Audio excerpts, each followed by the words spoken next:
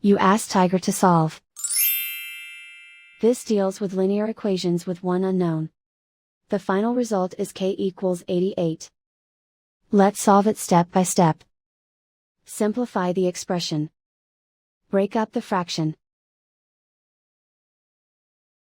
Find the greatest common factor of the numerator and denominator. Factor out and cancel the greatest common factor.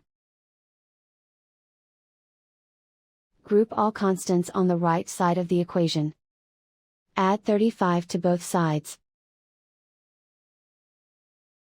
Simplify the arithmetic.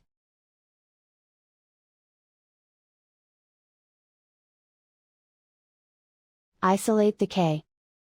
Multiply both sides by 2. Group like terms.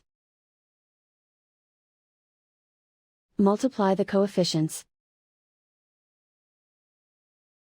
Simplify the fraction. Simplify the arithmetic. And so the final result is k equals 88.